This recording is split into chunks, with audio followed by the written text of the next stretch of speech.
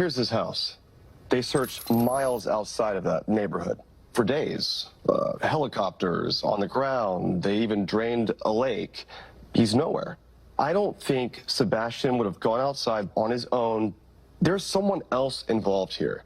Somebody who was familiar to him, but a stranger to everyone else. We also have to consider he could have left on his own volition. We know children on the autism spectrum tend to wander. According to the American Academy of Pediatrics, nearly half of all children on the autism spectrum will go missing at some point from their environment. Wow.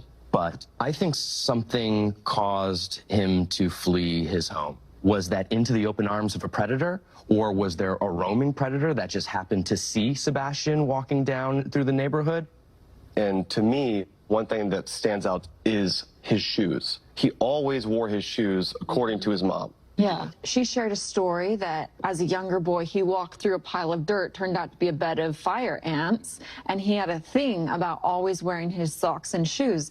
I can't think that a 15-year-old child would get up in the middle of the night and leave without his shoes. In February, it's cold. So for me, that says that someone has come and taken him, or someone else is involved. Someone knows something. And as easy as it is to be like, oh, that could never happen, like your bedroom is the safest place in the world. Well, no, bedrooms are not the safest place in the world.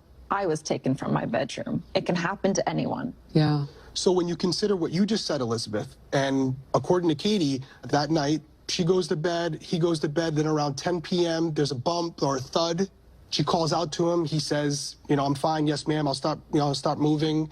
And then that's the end of it. And according to her, when she went to bed, the doors were locked. And when she woke up, the doors were locked. Were the windows locked? That's a big question. Were they secure? Because if they weren't, it could mean one of two things. That thud, him responding, was someone else in there with him? Or someone was with him and going. Exactly. So I do want to bring up this home security camera footage. This looks like foot traffic right in here. Yeah, if you look at the footage here, you can see subject number 1, allegedly, right? It looks like something that's illuminated, which, by the way, we haven't mentioned it yet.